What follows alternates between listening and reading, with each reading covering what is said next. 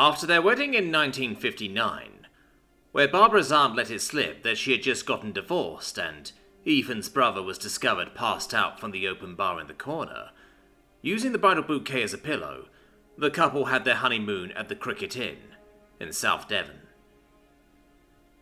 They enjoyed their stay so much that they went on their first anniversary to enjoy the now familiar inn and see more of the town. For similar reasons, they went the next year and the year after.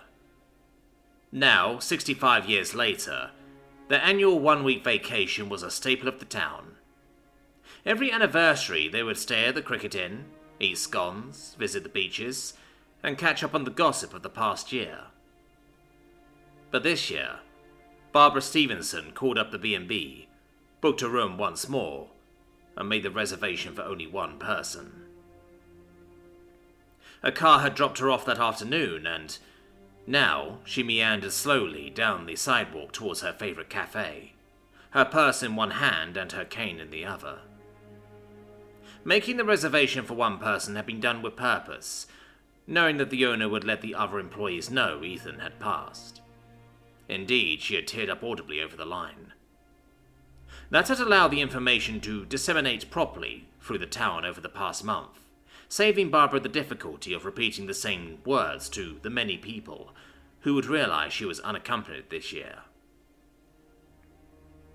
Two pedestrians did indeed recognize her as she walked, one on each side of the road, and gave her a small, sad smile as they passed her.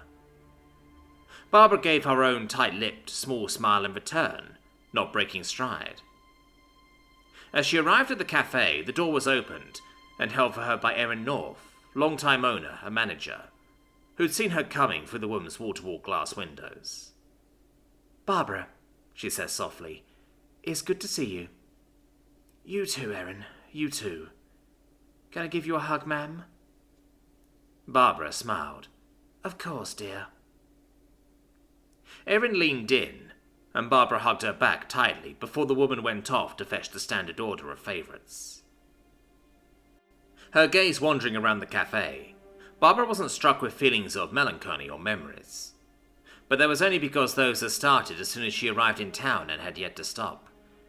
It was summer, so even at her age she was able to go out without a jacket, and she found her way to an open table for two by the window.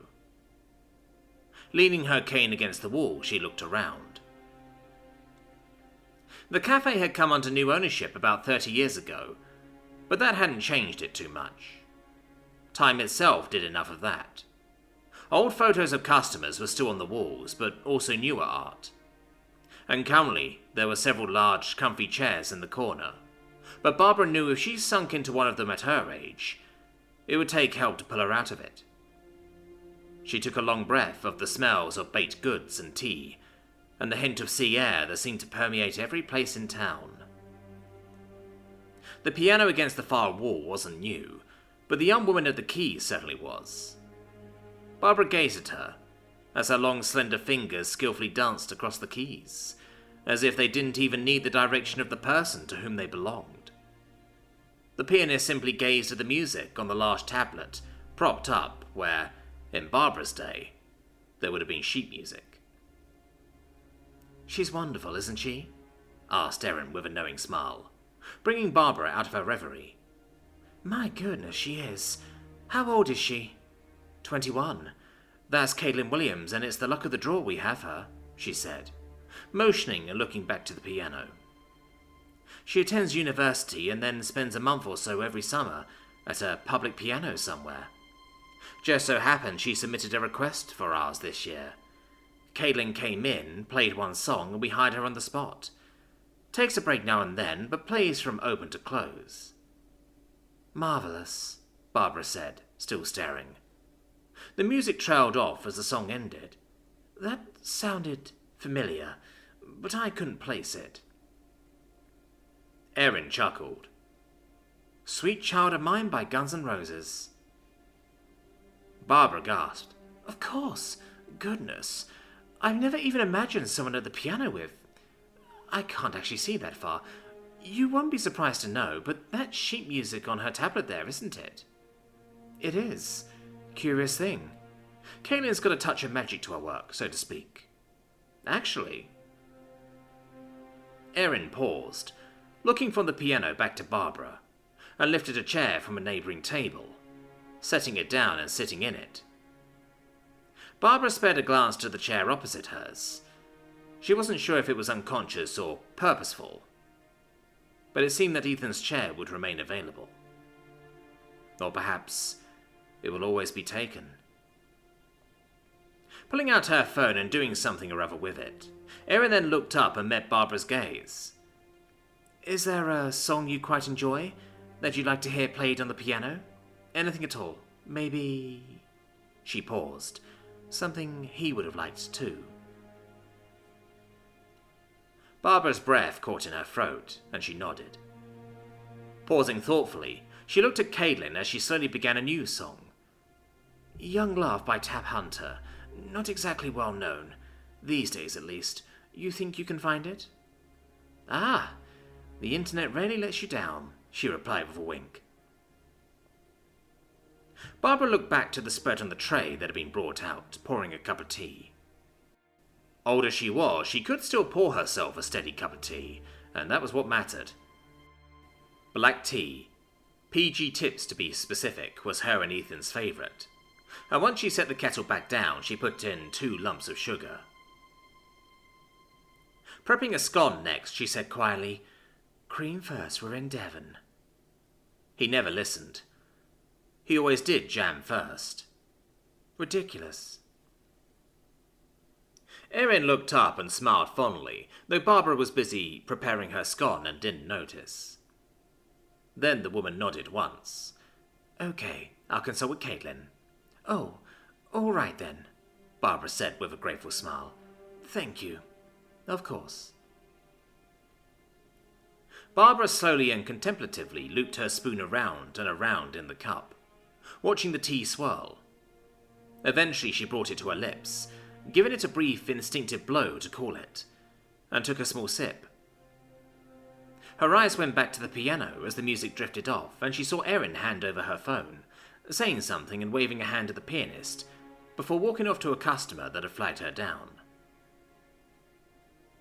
Caitlin took the tablet from the stand and put it on her lap, tapping at it, and Barbara looked out the window. It really was a lovely day. There had been times that, Britain being what it is, they'd had to hustle into the inn while it was raining upon their arrival. Ethan always refused to be hurried, though. "I don't melt," he protested, as he held the umbrella over his wife's head. Barbara only realized she'd gone distracted and gone away with her memories when she was brought back, her eyes going to the piano. Her lips parted as the music, a warm blend of romance and a beat that could always get their feet moving, flowed through the room. The notes mingled in chords and notes of the music and the young man's voice, an incredible new, tender version of the song she so loved. Blinking, she realized tears had started to form, and she gently wiped her eyes, then closed them. Letting the low chatter of the cafe fall away, all she could see was her and Ethan on the hardwood floor of the reception hall. Swaying just an inch side to side, Barbara felt the press of their bodies together, and the faint scent of his cologne. When the music tapered off, Barbara opened her eyes to see the young woman gazing at her, a hint of concern in her eyes, but she was smiling. Getting to her feet and walking over, she sat in the chair Erin had put beside her. "It seems you quite enjoyed your request," Caitlin said softly. "How did Erin find the sheet music online?" Barbara asked, clasping her hands. "It's out there somewhere, I'm sure, but I use my tablet," Caitlin replied. "The program takes a song and transposes it to be able to be played on the piano, which of course results in a song that's a bit more basic than what a human would come up with, since music is so open to interpretation. But that's where I come in. The best part of playing any song on the piano is getting creative with it, of course." Barbara stared in wonder. "So you'd never even heard it before? Your computer made the sheet music in, a few minutes?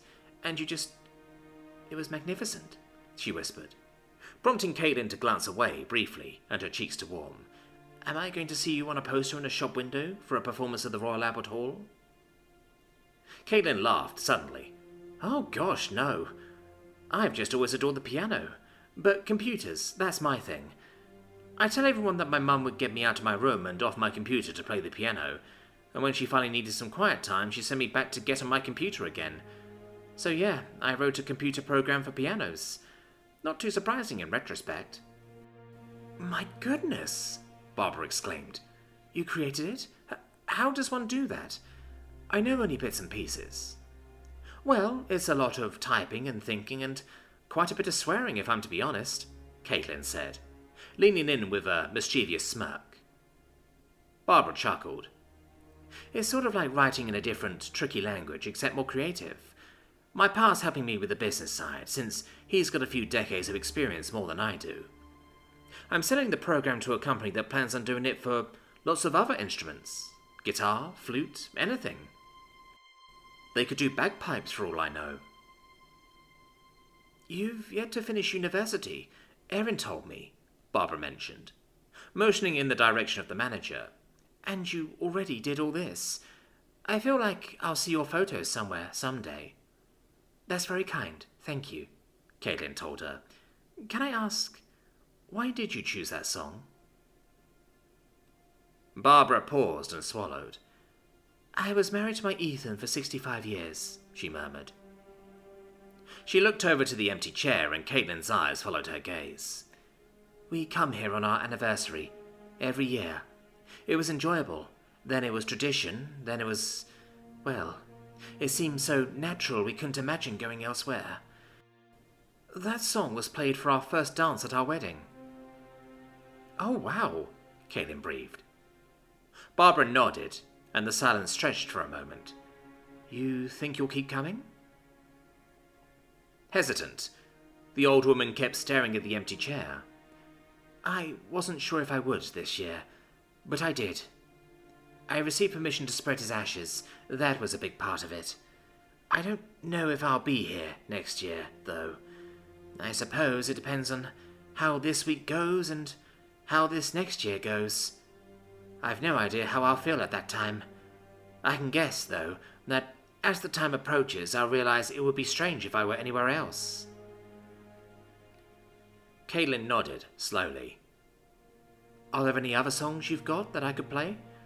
For the two of you?